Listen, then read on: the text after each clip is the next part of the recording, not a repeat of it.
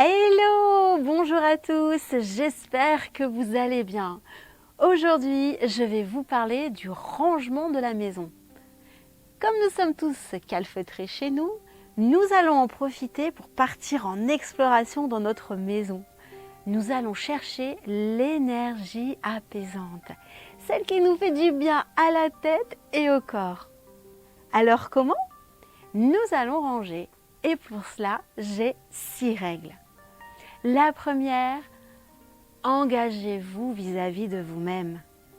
Quel que soit le niveau que l'on vise, il est important de s'y tenir.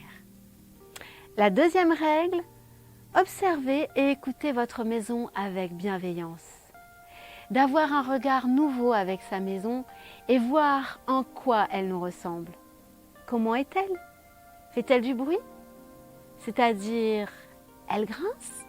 Elle laisse passer du bruit de l'extérieur? Elle est calme? Le désordre matérialise le bruit que l'on a dans la tête. À l'extrême, une maison tenue comme un musée, dans ce cas, la personne est dans un haut niveau de contrôle. Et je dois être sans critique ni jugement. Troisièmement, exprimez votre gratitude envers votre maison. Quelle qu'elle soit la nature de votre maison, elle vous met à l'abri du climat, de toute forme d'agression de l'extérieur. Elle est votre cocon et accueille votre intimité. C'est le lieu où s'exprime votre authenticité. Elle vous a permis et vous permet d'y vivre votre histoire. Et pour cela, remerciez-la avec un petit rituel. Le bon endroit pour ça, je suis certaine qu'il y a un espace dans lequel vous êtes tranquille.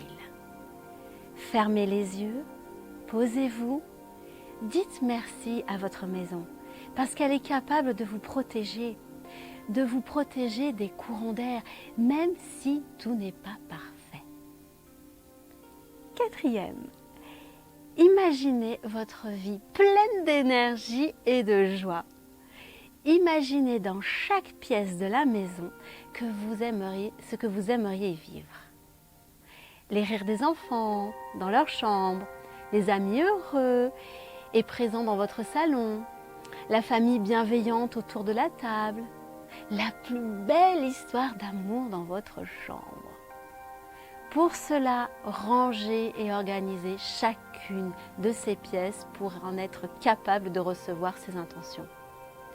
Pour vivre une belle histoire d'amour et pour le retrouver, rangez votre chambre.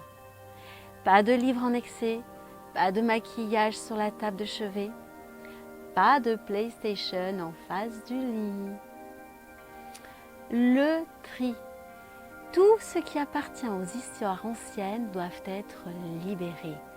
Pour cela, en conscience, remerciez les objets liés à ces souvenirs, puis débarrassez-vous-en.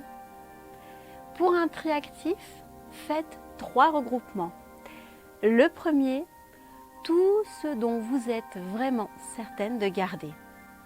Le second, tout ce dont vous êtes certain de jeter. Et le troisième, toutes les choses que vous hésitez à vous débarrasser. Puis vous recommencez les 3 regroupements. Puis vous refaites la même opération de tri sur le 3e regroupement. Concernant les vêtements, toutes les tenues qui ont déjà fait 2 saisons sans être portées, donnez-les. Et il y a plein d'associations qui seront ravies de les recevoir. Et en plus, elles ne font déjà plus partie de votre vie. Pensez aussi que pour arrêter les feux de forêt, les pompiers font des trous dans la forêt, des pare-feux, pour arrêter la diffusion des feux. Et de la même façon que vous gardez vos distances avec vos concitoyens pour ne pas être contaminés ou pour ne pas les contaminer, pensez que chez vous, une distance entre chaque objet, quel qu'il soit, vêtements, décoration, permet à l'objet d'avoir son vrai potentiel et de ne pas être contaminé par l'énergie voisine de son énergie personnelle. 5e, demandez-vous si votre maison est à l'image de la vie dont vous rêvez. Après cette réorganisation, il est bon de prendre quelques minutes pour, une fois encore, prendre le temps de regarder sa maison. Je peux être focus sur mon pro, mon couple, mes enfants, mais je dois en permanence garder conscience que ma maison, c'est moi.